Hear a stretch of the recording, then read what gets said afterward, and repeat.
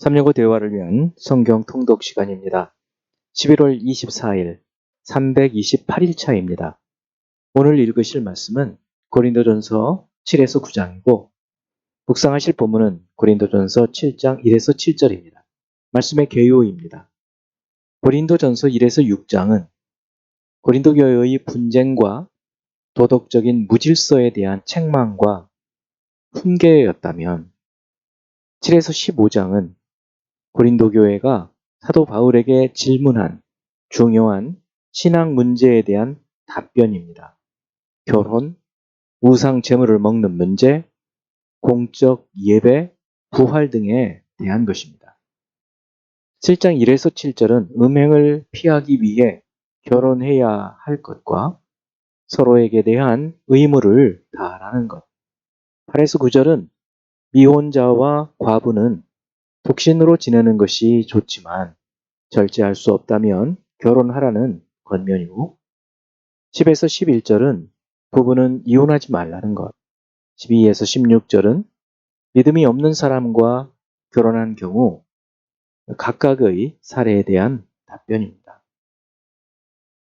17에서 24절은 할례자든지 무할례자든지 부르심을 받은 그대로 행할 것과 종으로 부르심을 받은 자나 자유인이나 모두 부르심 받은 대로 하나님과 함께 살라고 대답합니다.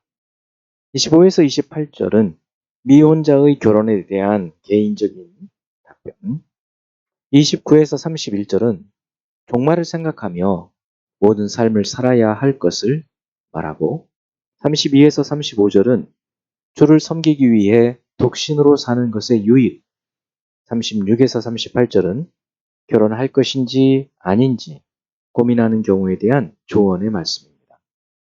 한글 개역 성경에서는 36절을 처녀딸로 번역했었지만 개역 개정은 약혼녀로 번역을 했는데 학자들 간의 해석이 다양한 부분입니다. 39에서 40절은 남편과 사별한 경우 자유롭게 할 수 있지만 그냥 지내는 것이 좋겠다는 조언의 말씀이죠. 8장 1에서 3절은 우상의 제물에 대한 문제는 지식보다 사랑이 중요하다는 것. 4에서 6절은 우상은 아무것도 아니기 때문에 우상에게 바친 제물을 먹어도 문제가 없음을 말합니다. 7에서 9절은 그러나 이 지식이 없는 믿음이 약한 자들은 그 제물을 우상에게 바친 것을 먹었을 때에는 걸림이 되기 때문에 그런 것을 고려해야 한다는 것. 10에서 13절은 지식과 자유가 있다고 해서 믿음이 약한 자를 고려하지 않으면 실족하게 할 수 있다라는 것을 말합니다. 9장 1, 2절은 사도의 사도권 주장, 3에서 7절은 자신도 교회의 부양을 받을 권리가 있음을 말하고 8에서 10절은 구약 율법의 사례를 들어서 복음 사역자도 부양받을 권리가 있음을 말하고 있죠. 11에서 12절은 그러나 사도가 복음을 위해서 그 권리를 사용하지 않는다고 말하고 있습니다.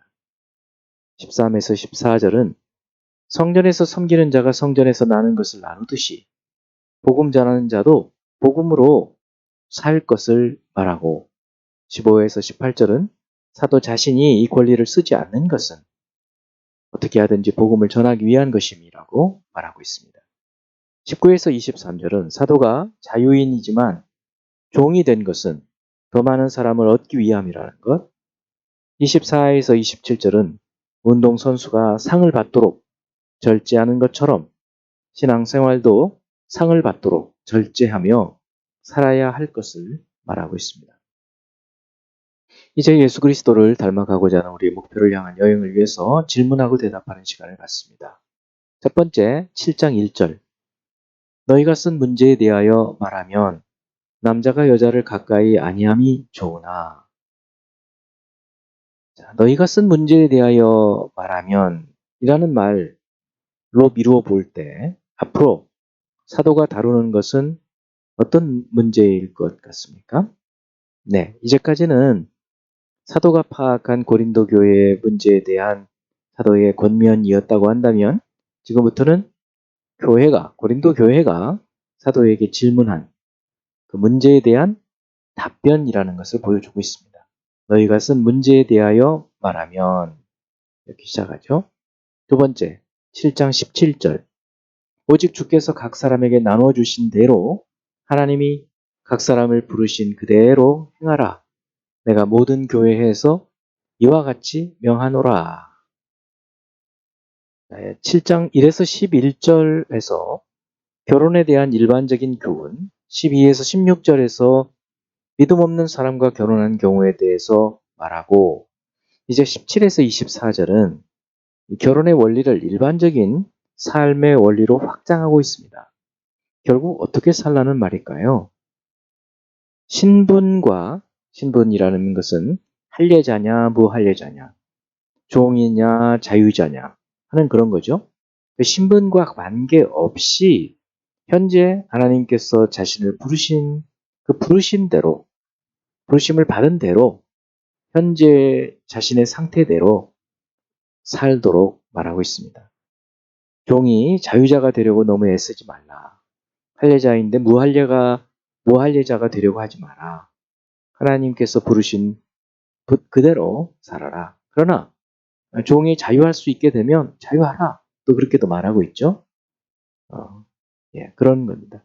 오직 주께서 각 사람에게 나눠주신 대로 하나님이 각 사람을 부르신 그대로 행하라. 내가 모든 교회에서 이와 같이 명하노라. 세 번째, 3장 8절. 8장 3절. 또 누구든지 하나님을 사랑하면 그 사람은 하나님도 알아주시느니라. 이 말씀의 의미는 무엇일까요? 하나님을 사랑하는 것은 인간을 사랑하는 근본이 되기 때문에 이 말씀을 하고 있는 것입니다. 하나님을 사랑하는 자는 계속해서 하나님의 인격적인 지식, 또 전인격적인 교제, 이런 것들이 이루어지게 되고, 또 결국 그렇게 돼서 하나님께서 그 사람을 사랑하실 뿐만 아니라 그 사랑이 또 확산된다, 그런 말씀입니다. 영어 성경을 보면 If anyone loves God, this one is known by him. 하나님에 의해서 알려진 바가 된다, 알아주신다, 그런 뜻이 되겠습니다. 하나님께서도 알아주신다, 하나님께서도 계속해서 사랑하신다, 그런 말씀이 되겠습니다. 네 번째, 8장과 10장은 고린도 교인들의 어떤 질문에 대한 사도의 답변인가요? 8장과 10장은 우상의 제물을 먹어도 되는가 안 되는가, 이 질문에 대한 대답입니다. 우상은 사실 아무것도 아니기 때문에 우상에게 바쳐진 제물을 먹어도 상관이 없습니다. 그러나 이 지식을 가지지 못한 믿음이 약한 자들이 어떤 사람들이 이 우상에게 바쳐진 제물을 먹는 것을 보고 실족하게 되면 좋지 않기 때문에 교회의 덕을 위해서 자신의 자유와 그런 권리들을 사용하지 않는 것이 좋겠다. 그리고 바로 9장에서는 사도가 자신의 자유와 권리가 있지만 바로 교회를 위해서 사용하지 않고 있음을 예를 들어서 말해주고 있습니다. 다섯 번째, 9장 17절. 내가 내 자의로 이것을 행하면 상을 얻으려니와 내가 자의로 아니한다 할지라도 나는 사명을 받았노라. 자, 이 말씀의 의미는 무엇일까요? 자, 이 말씀은 내가 이 일, 복음 전하는 일이죠. 이것을 자발적으로 한다면 상이 있을 수 있다, 그런 얘기죠. 그렇지만 그것을 자의가 아니고 억지, 어떻게 보면 의지와 상관없이 의지와 반대되어서 맡겨진 책임 때문에 해야 한다 하더라도 그것은 해야 될 일이고 그렇게 사명을 받았노라 라고 말씀하고 있는 것입니다. 다시 말해서 사도가 이 복음을 전하는 일을 행하는 지금 이것을 복음을 전하는 것이 마땅히 행해야 될 일이기 때문에 이것을 자랑할 것이 없고 또 상을 받으려고 이것을 하는 것도 아니고 하여튼 하나님께서 사명을 주셨기 때문에 행해야 되는 일이다 라는 말씀입니다. 내가 내 자의로 이것을 행하면 상을 얻으려니와 내가 자의로 아니한다 할지라도 나는 사명을 받았노라. 네, 이제 한 구절의 말씀을 묵상하며 교훈으로 삼고 기도하는 시간을 갖습니다. 9장 19절.